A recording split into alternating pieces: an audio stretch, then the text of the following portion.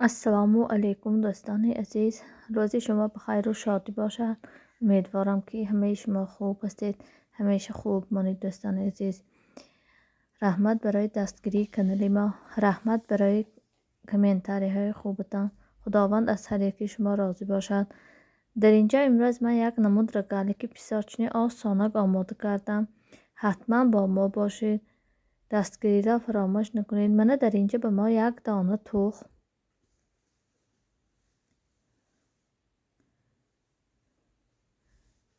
یک دانه تخم و بالایش 150 گرم قایماق، 150 گرم قایماق و بالایش 70 میلی لیتر رستتینی مسله. نقص که همشه آمیخته میکنیم.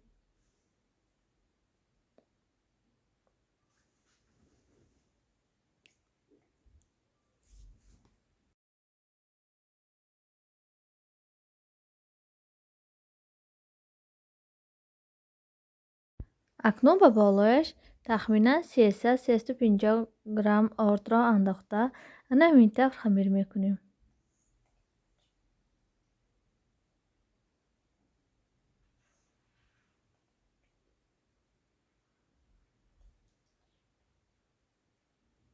اکنون ما خمیرمان را گرفته در یخدان در مدت نیم ساعت تا 1 ساعت نگاه می‌داریم تا که رگالی که ما با پیساچنی نقص بیاد.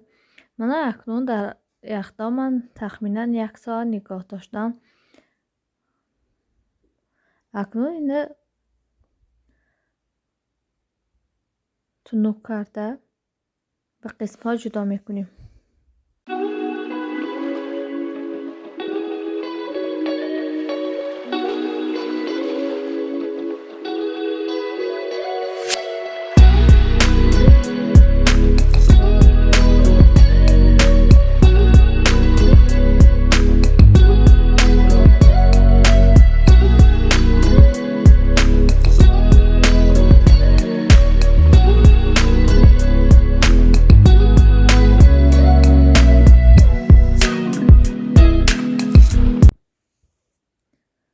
من تنوکی رگالی که ما نمین طور بیاد.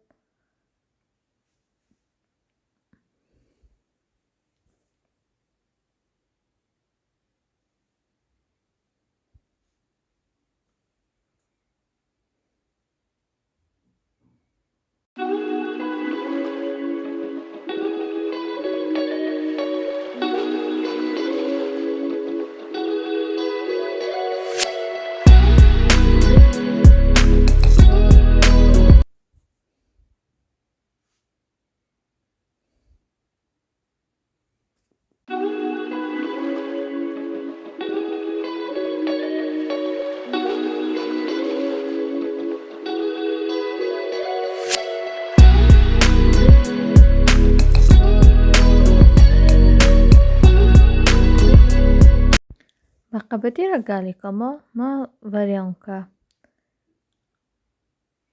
وریانکا ماندم. کم ماندم تا اینکه از دو طرفی رگالی که ما نبرد. کم مانده همین طور میپیچانیم.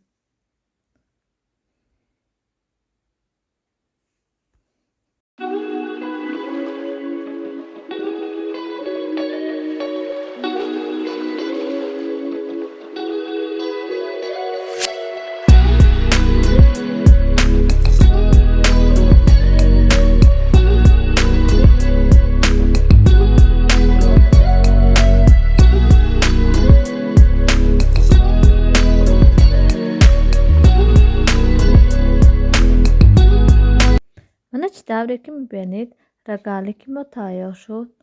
من رگالی در حقیقت پیساچنی نقص آمد. حتما برای آیلی خودتان تیار کنید.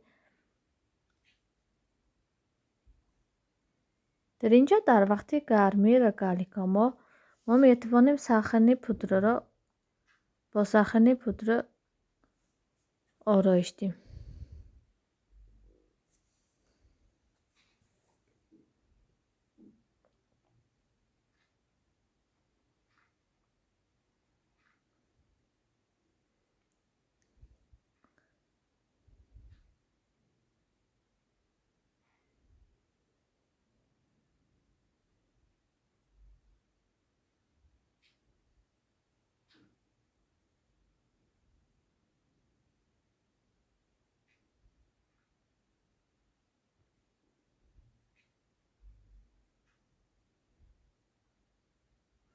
خیر دوستان عزیز، تا ویدیوهای آینده در پناه الله مهربان باشید.